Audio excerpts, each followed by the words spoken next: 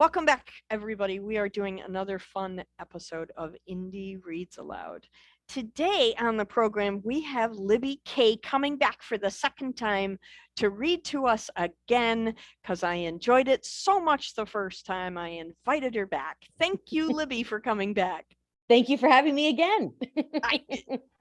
It's so much fun. I mean, why wouldn't I? I know. I love any excuse to talk books. Well, any excuse to have somebody read out loud to me. And this is why I'm doing this, right? So let me tell everybody a little bit about Libby. If you missed her first episode, go back in and find it and listen to that because that was super fun.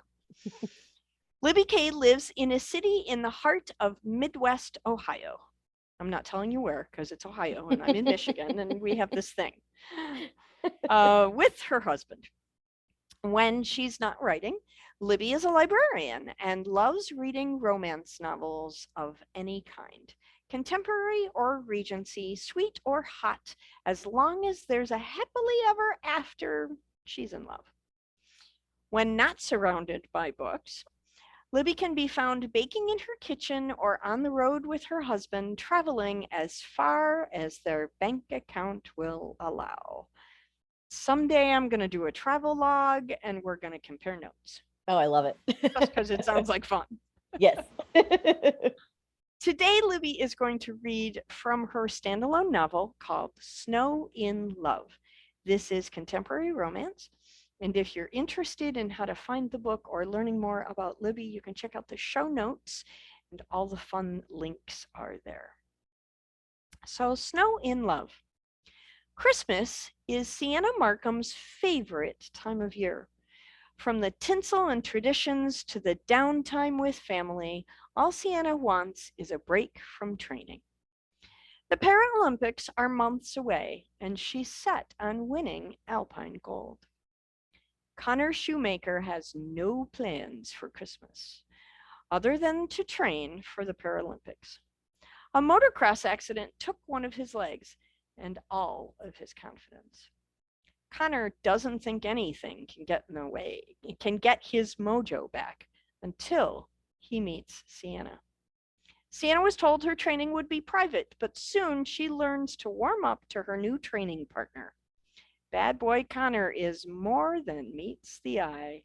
When her Christmas plans fall through, Sienna finds the best present under the tree. Connor. Okay, this is just so much fun. So this is going to be a good time. Everybody settle back, grab your cup of tea, grab your cup of cocoa, enjoy this story. It's going to be a good read. Libby, when you're ready, please take the microphone and read aloud. Okay, thank you. Okay, chapter 1. Connor Shoemaker squeezed his eyes shut. If he tried hard enough, perhaps the nightmare would dissipate. Maybe if he held his breath, he could stay in the present, tangled in his sheets and drenched in sweat. But it was not going to be that easy, because it wasn't some run-of-the-mill bad dream. He wasn't a child, and his parents wouldn't burst through the door to hold him while he came back to real life. No, this was the most painful moment of his life, playing on repeat in his brain, like a double feature matinee. He gave up on sleep, tossing the blankets to the side and stumbling from bed. He knew he should put on his prosthetic leg, but with his head in a fog, he just couldn't focus.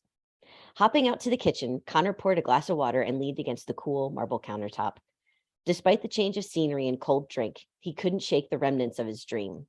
The sounds of scraping metal, the feel of warm blood seeping through his tracksuit, the churn in his gut that told him life was never going to be the same.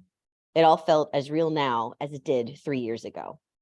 Connor downed the last of his water and wiped his mouth with the back of his hand. Glancing around his condo, he searched in vain for something to divert his attention. He needed something, anything, to pull him from the past. In moments like this, Connor knew he needed a pet. Surely a dog or cat would know how to comfort him. Animals were loyal. They stayed when things got tough. Unfortunately for him, human companionship was in short supply since his accident. The space around him was dark, save for the blue flashing light of his cell phone. He'd forgotten it last night, left in its charging cradle. The early hour didn't stop him from checking the waiting text, and he groaned when he saw who it was from. This wasn't the distraction he wanted right now.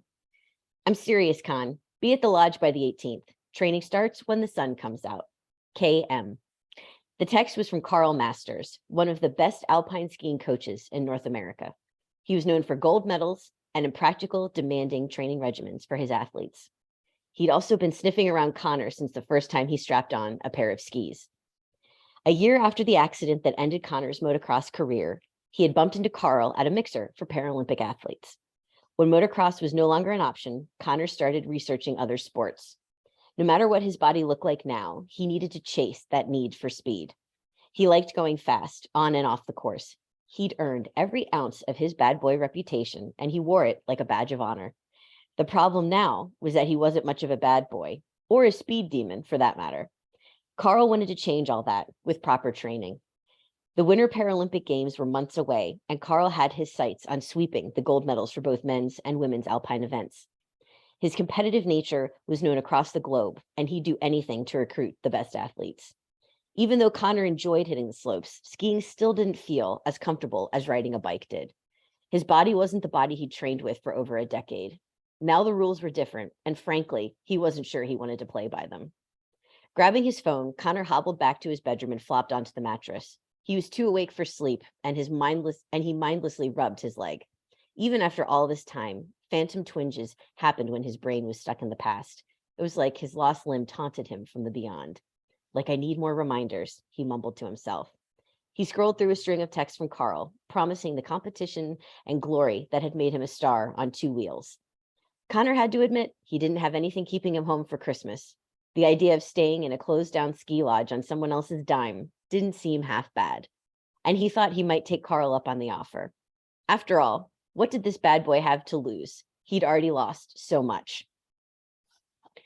Sienna Markum sat at the breakfast table, her eyes blurry and her mind racing. What do you mean that training runs through Christmas? I thought we were going to Italy for the holidays. She sipped from her mug of green tea and frowned at her parents, who both looked prepared for a tongue lashing from their daughter. We are going to Italy, her mother started, keeping her gaze on her clasped hands. But you're not. Silently, her father nodded and shrugged. Opening his mouth a few times, he finally gave up on speaking and jerked his head in an odd mixture of a shrug and a nod.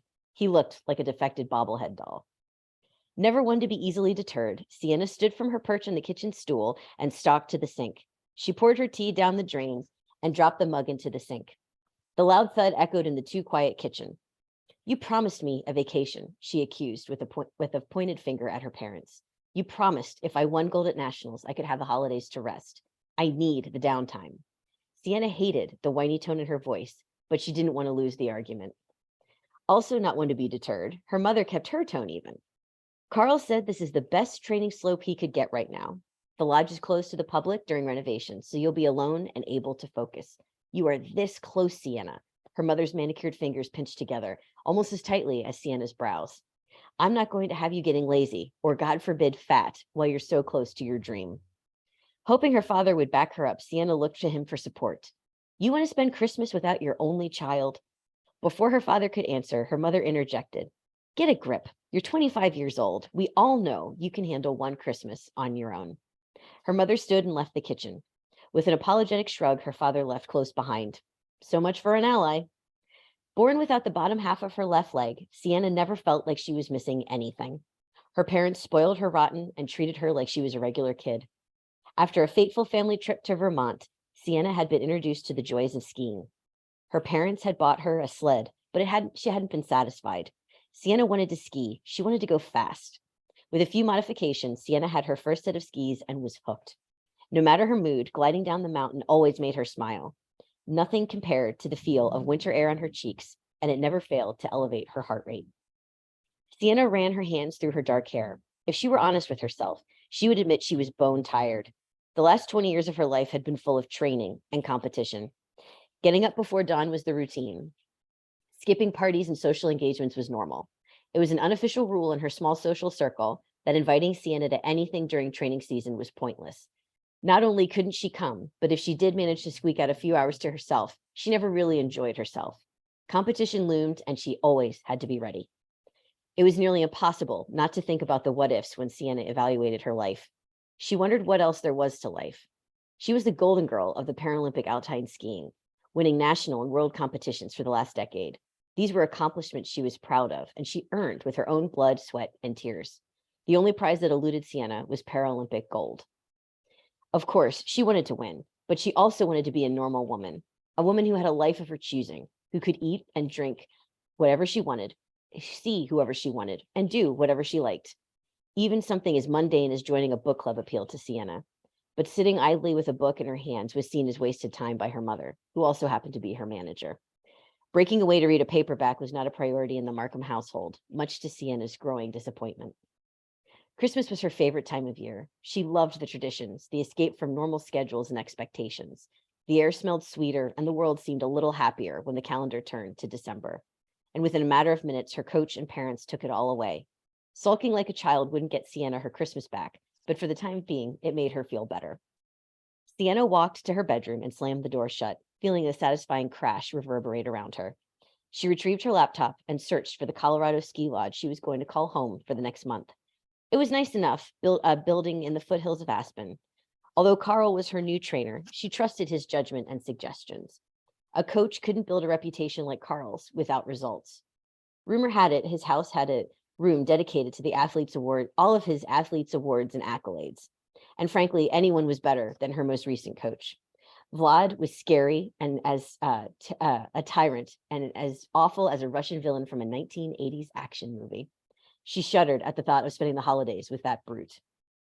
Yet despite the change in coaches, recently Sienna started craving more from life.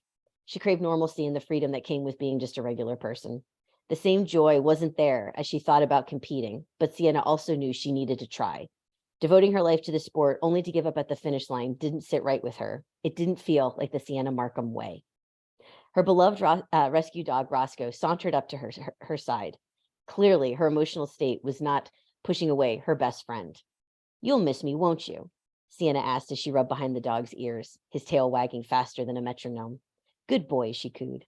It wasn't lost on Sienna that she was more devastated to leave her dog than her parents. Pulling out her suitcase, Sienna began to pack. Because win or lose, she felt like her skiing career was at a turning point.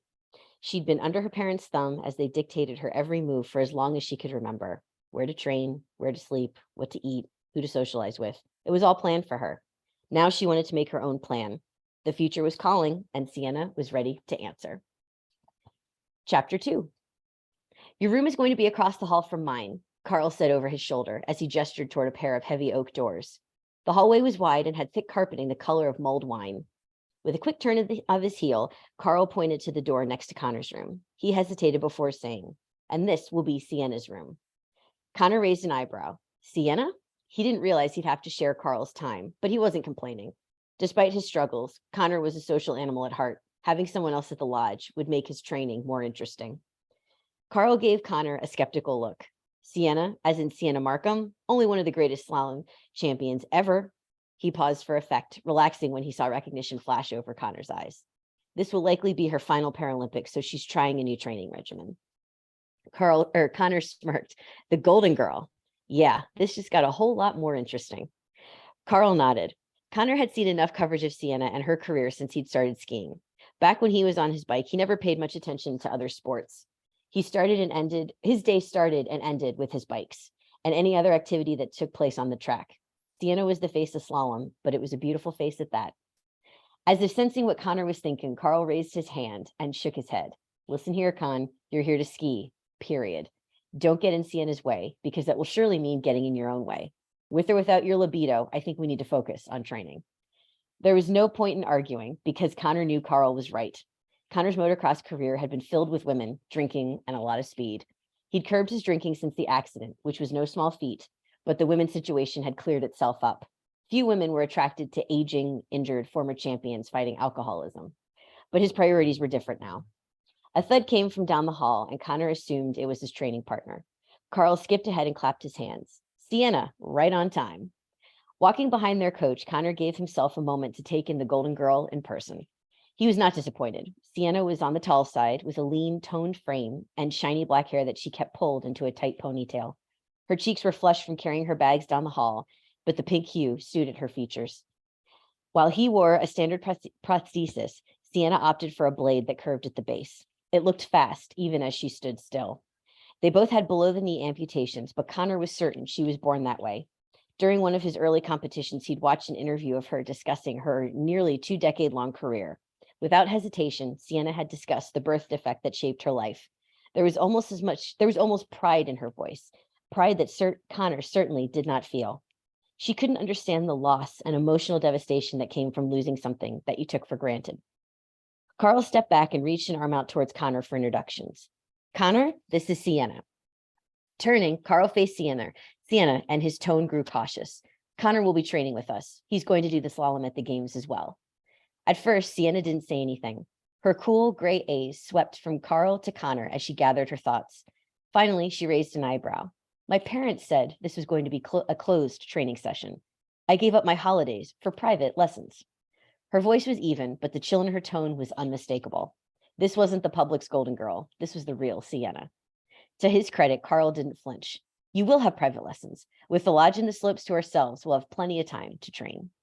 She studied both men for a moment before finding her voice again. Her stern expression cracked into a devilish grin. She pointed at Connor with a slender finger. You're that motocross guy, right? The bad boy who's taking over the Paralympics? Her last statement was not a question, but it was a little judgmental. Connor knew she already had his number, and he was quickly finding hers.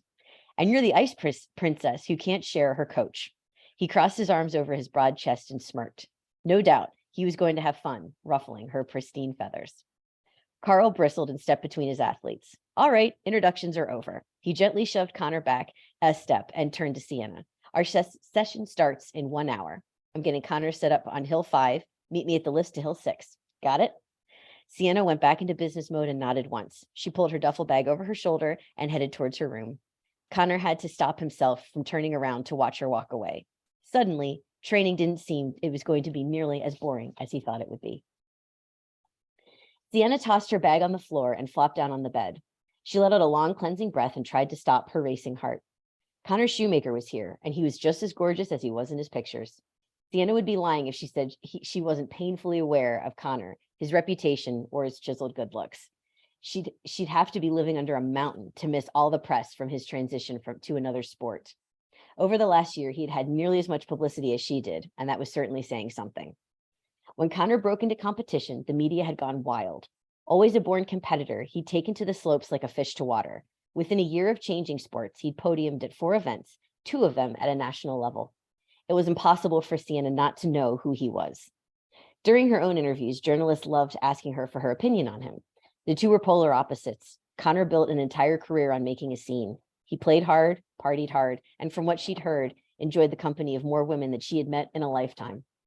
By comparison, Sienna was darn near virginal.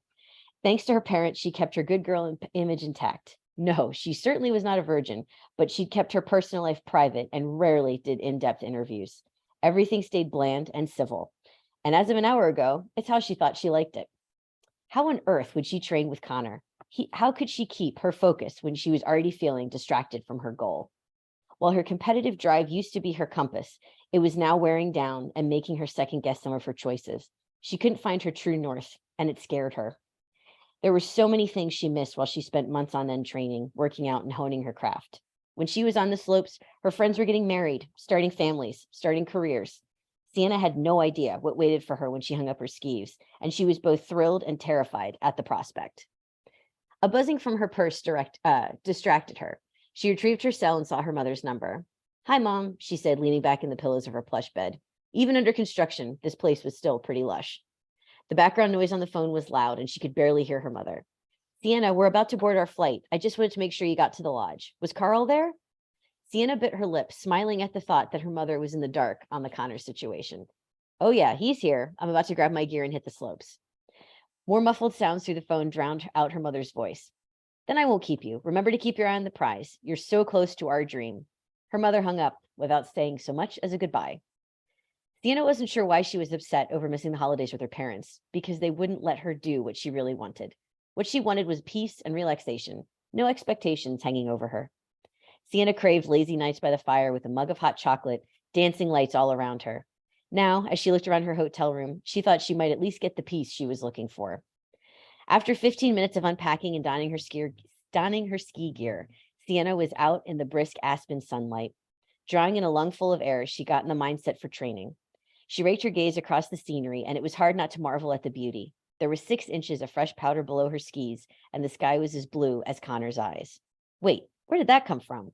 Sure, his eyes were blue, she thought, but why was that coming to mind now? Hey, Golden Girl! Sienna heard Connor's voice as he slid to a halt in front of her.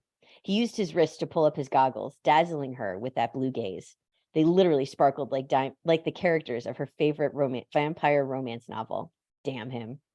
Sienna bristled. Don't call me Golden Girl. Do you happen to see B. Arthur standing around here? Sienna assumed he wouldn't get the reference, but she wasn't that lucky. Connor shrugged before stabbing his poles into the snow. He put his hands on his hips and said, I'm more of a Betty White fan. Sienna slid towards Connor and lifted her chin. Betty seems a little too sweet for you. Aren't you more into the Blanches of the world? A glorious grin cracked Connor's face as he chuckled. Nice to know you're worried about my type. Frankly, I'm surprised you haven't Frankly, I'm surprised you have enough time to pay attention. Don't you have a daycare center to dedicate or a puppy to rescue? Mentioning her beloved dog, Roscoe, brought Sienna's blood boiling. Throw in the fact that he mocked her charity work, and Connor Shoemaker was officially on her shit list. I'll have you know, I like helping people. She hesitated, worrying her bottom lip. And I like animals. Who doesn't love puppies? Roscoe is a very good boy. She hated how lame her argument sounded, but she wouldn't have anyone dissing her doggo. Connor's smirk only grew. Fair enough, sweetheart. Your golden reputation lives another day. Even I can't argue with puppies. Before Sienna could come up with a sparkling rebuttal, Carl joined them. He skied to a smooth stop and retrieved an iPad from inside his jacket. With his poles hanging from his wrists, he frantically typed on the tablet. Connor, I'm going to email you some notes. Take a break, get something to eat, and join Sienna and me back here in 2 hours. He peered up through his goggles at the pair. Uh-oh, do we have a problem already? Sienna scoffed. Already? You were planning for this? Carl eyed Connor before turning his gaze back to Sienna. I haven't worked with Connor much, but let's just say that both of your reputations precede you. I was afraid we'd have an oil and water situation on our hands. And you didn't want to upset the golden apple cart, right? Connor didn't seem disappointed with Carl's opinion of his reputation. In fact, it seemed to please him. I'll go take that break. See you both later. He turned to Sienna and winked, his eyes glittering with mischief. Sienna was so proud of herself because she didn't say a thing. She also didn't let her eyes follow him as he skied down the hill. She was a professional, and she could get through a couple weeks in the company of Connor Shoemaker. Very nice. Thank you. Oh my Thank God. you. How fun. Completely different book from the last one you read for us. This is fantastic. I love it. Thank you. Thank you. The variety of stories I have so much fun with this. So I'm really curious, what drew you to writing about Paralympics? That's not a mainstream topic. No, it's not. This rate, it's probably been over 3 years ago because it was before the pandemic. I was with a group of writers, and I had written a couple short stories for some anthologies we did for charity. And I had started working on this story because we always tried to focus on something like a disability or something that was, had representation. Sure. And my husband and I love watching the Olympics, and we sometimes watch the Paralympic Games. And when I started thinking of an idea, I'm like, that would be totally different. And I liked that. Yeah. I like reading sports romance, which is funny because I'm not very athletic, but for some reason I really enjoy reading them. But yeah, I had started crafting the short story, and then the pandemic hit and the anthology didn't happen. But I really enjoyed the characters of Connor and Sienna, so it was important for me to do something with this. And that's actually how I ended up getting my first Inkspell contract. Was I turned it into a novella. And fortunately they liked it, and here we are 3 years later. Wonderful. Oh my gosh. Did you have to do a lot of research for this book, or did you pretty much know it? No, I had to do research. Okay. Because here's another thing. I don't even know how to ski. I've been skiing once and it was a horrible disaster. But yeah, I as a librarian, I fortunately enjoy doing research. So I enjoyed that part of it. Well, and you've got all those resources at your fingertips. Oh, I know. Use your library, folks. Yeah, I'm a huge proponent in the library. Everybody go get a library card. But yeah, and I enjoyed that because I wanted to make sure there's, it's not a lot of jargon, but there's terminology in there that I wanted to make sure I got right. Sure. So if a skier read it, they weren't like, what is this person thinking? Well, right, exactly. And those are the little details that a lot of authors overlook because they're focused on story rather than believable story. Yes. Yeah. I am really excited to read this novella. Thank you for sharing a little bit of it with us today. Oh, thank you so much for having me. I really appreciate it. Yeah, it was fun. You're going to come back when the next book comes out, right? Absolutely. You can't keep me away. Awesome. Fantastic. Thank you so much for reading today, and I look forward to you coming back. Thank you. Happy reading. Thank you.